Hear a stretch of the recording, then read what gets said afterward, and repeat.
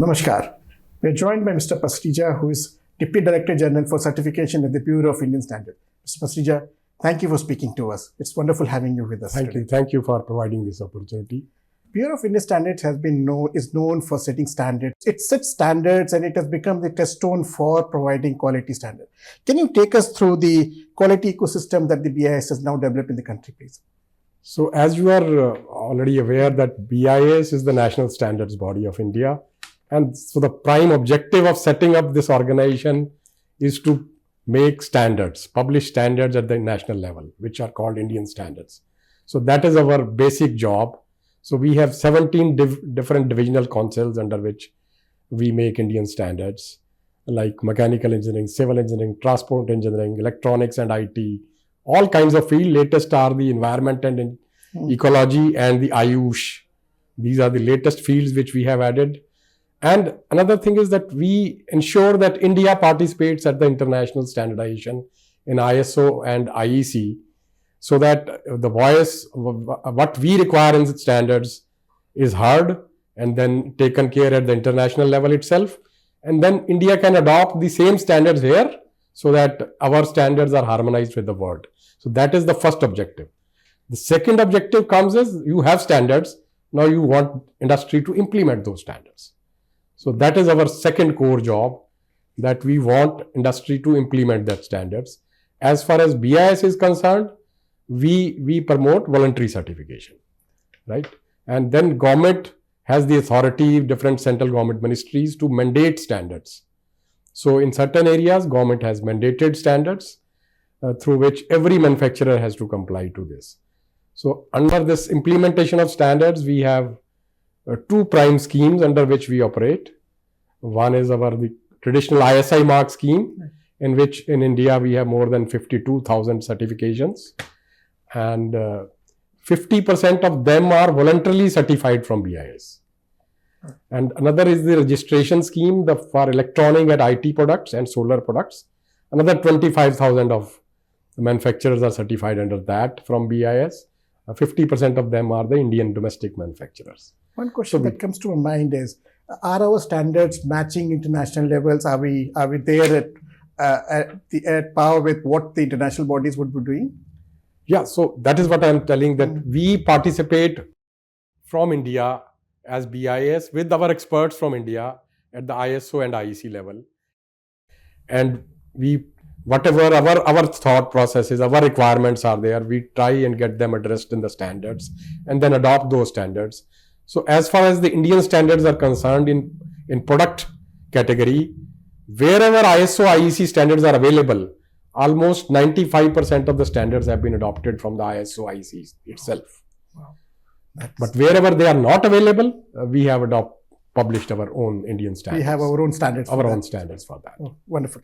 Is BIS also collaborating with international standard bodies as well in terms of evolving, testing, and mandating standards? So as BIS is a active participation in both ISO and IEC, and with all the different countries, NSBs, national standards bodies of other countries, we are collaborating on a regular basis. Even many multinational certification bodies are collaborating with us. Like even in our certification activity, since we have limited manpower, for our surveillance activity after the grant of certification, we are utilizing agencies which are also working in European countries. Oh, okay. So 4 agencies we have empaneled with us who are working for us for surveillance work. So they are accredited agencies as per the international ISO 17020 standard, NABCB accredited. And they are the same agencies that TUV India, TUV SUD, the Quality Austria, the Intertech, BVQI has also worked, SGS has also worked. So all these agencies which are of international repute, they're working with us. And it's a two-way street. It's a two-way street. You would give some and they will take some from them as well. Yes, absolutely. Tell us the differentiation. How do you balance between the consumer protection when it comes to quality standards and the industry growth? How do you balance that? See, ultimately, whenever there is going to come a standard for a product, it is a win-win situation for both for the consumer. Consumer is sure that this product is getting manufactured as per this standard, and this is the output I am getting. I am getting a quality and safe product. Manufacturer, through this standard, he gets an image enhancement that, okay, they are all producing a standardized good. This not only gives their enhancement in their image, but as a country also, the image is enhanced. In this product category, the India produces all their product as per this relevant standard, which many times is aligned with the international standards. I'll give you example. 5 years back in 2021, toys QCO was implemented in India. Before that, there was a survey done by a body other than BIS, QCI, in which 66% of the samples failed in safety requirements as per the standards. Toys, which are for our kids, children. And then QCO was brought by the DPIIT. We implemented it. And now the compliance rate is more than 90%. We implemented the standards which are international standards. ISO standards, IEC standards adopted in India. Those have been implemented. So this is the benefit to the consumer. They are getting the compliant product. The benefit to the industry, we were a net importer of toys prior to that. Now we are a net exporter of toys as a country. So it is a win-win situation for both once you implement standards. That's a giant leap, actually. Yeah. From being an importer, we become an exporter because of the standards that have been set. Voluntary standard, you mentioned about the voluntary standard. The number of standards that your voluntary compliances have increased tremendously. Now it's 700, I suppose, right now. So what is driving those expansion? Where are we taking this right now? See, this 700 figure is the standards which are under mandatory certification. We have around 10,000 product standards, out of which around 700 have been brought under mandatory certification. Okay. Another about 900 are there, which are there under our voluntary certification. So in total, we are having more than around 1600 standards, which have been getting certified across the country. So voluntary certification is manufacturer, if there is a standard, manufacturer is willing to implement that standard and get certification from BIS. So that is always a welcome sign. But mandatory certification is done through a notification by the relevant ministry through a quality control order. So those products have grown to around. How do you differentiate between what should be under mandatory and what should be under voluntary? As far as once we publish a standard, from implementation point, from BIS side, it is voluntary. All standards are voluntary. The moment this decision, whether a standard for a particular product is to be mandated, is required to be taken by the government, the relevant ministry. They discuss, consult with all stakeholders, and then come out with the proposal. Yes, we want to go ahead with this implementation of standard as a mandatory standard. BIS role is to provide them the technical support in implementing the standard. Once they notify, we prepare ourselves, and then we implement the standard on ground. That is what is our basic role. So the compulsory standards have increased from 100 to 700. That's what. Yeah. What is driving those expansion? What is the philosophy behind those? The philosophy behind is, I think, started right with our PM's approach of Z, zero effect, zero defect. Then came the 2016 BIS Act, which provided all these enabling provisions for the central government to bring out QCOs. And for the legitimate reasons, which are the reasons which are compliant to WTO requirements, again aligned with the international requirements. And then in 2018, once our regulations came, BIS conformity assessment regulations, the various ministries, right from the Commerce Ministry, which drove this quality control orders mechanism, all ministries took part in this and took out their respective products where they thought that we need to bring mandatory certification. And then with the participation of all these ministries, DPIIT, Ministry of Steel, DCP, Ministry of Chemicals and Petrochemicals, Textiles, MeitY, MNRE, all ministries have been playing their active role in bringing out the quality control orders for the relevant products which are under there.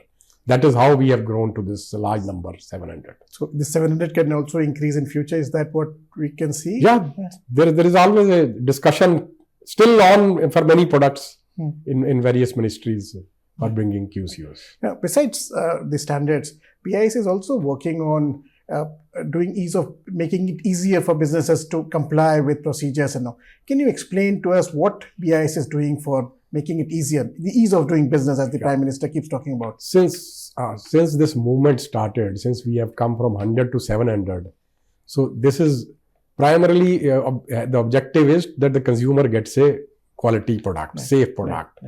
Now the thing is, for manufacturers to take, industry to take certification, we have to have procedures and systems in place where they are not at discomfort. So when this movement started, we started on this journey of evolving our whole process re-engineering and making simplification for the industry. We started with, in 2018-19, we started with our complete digitization of our portal, that all the processing is done only digitally through the portal. No extra communication is done with the manufacturer. It's all transparent. Whenever he applies, he has a dashboard to see the status, what is the progress of his application. And then we made strict timelines for our branches to follow.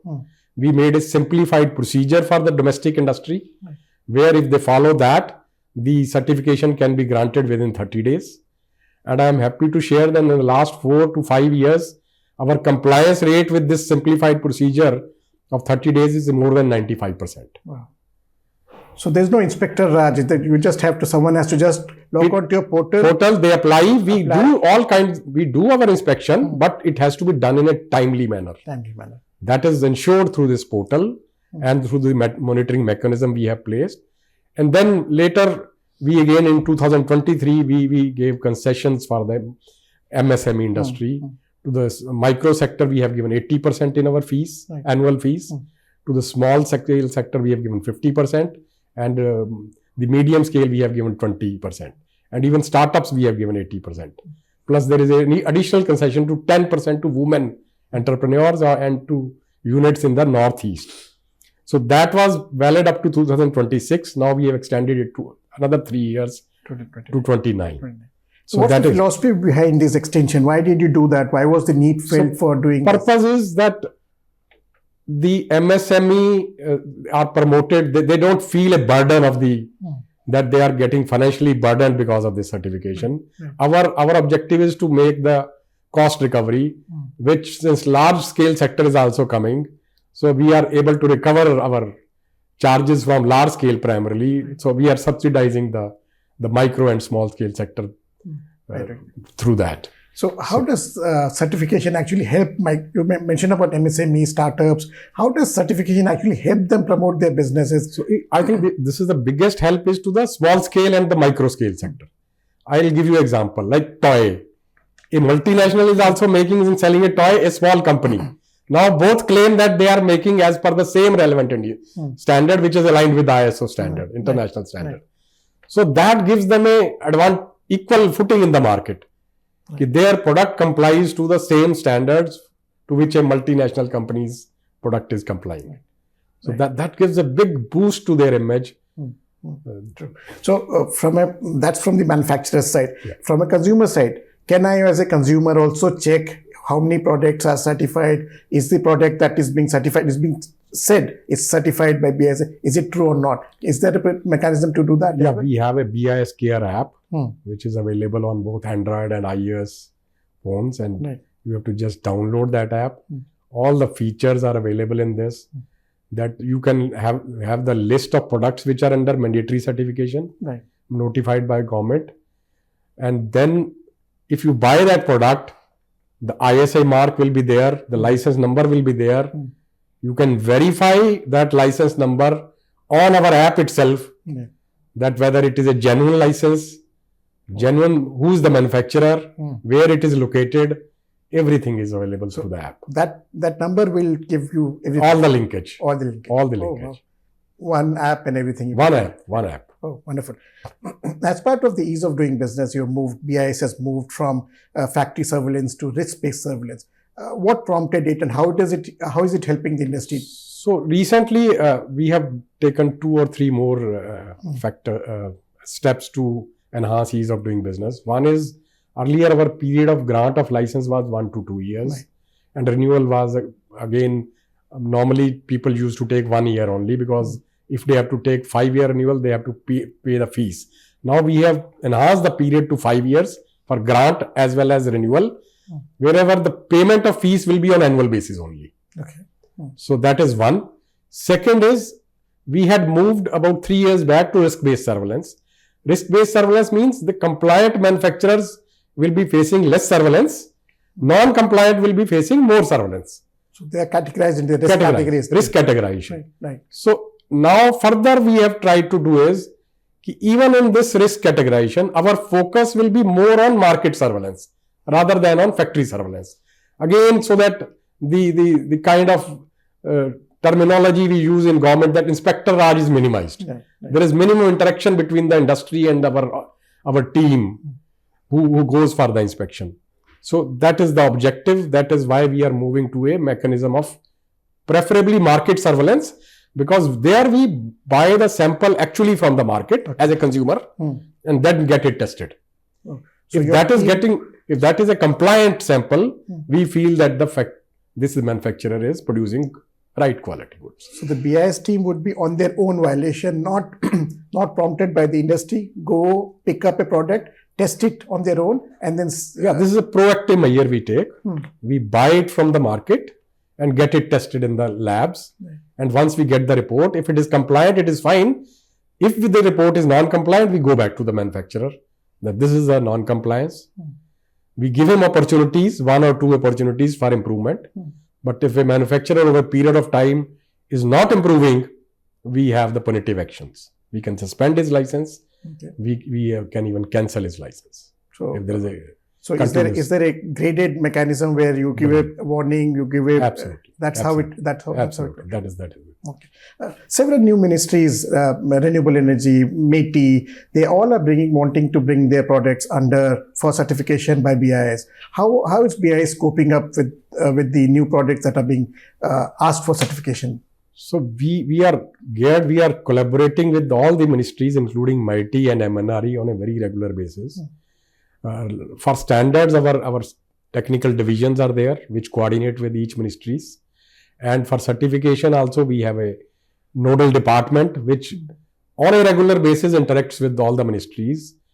We have on a regular basis interactions, meetings with them.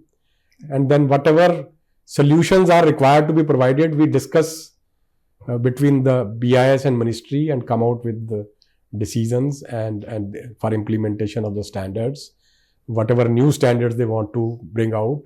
Like recently, MeitY wanted a standard on this the safety glass which we put on our screen guard on our mobile phones.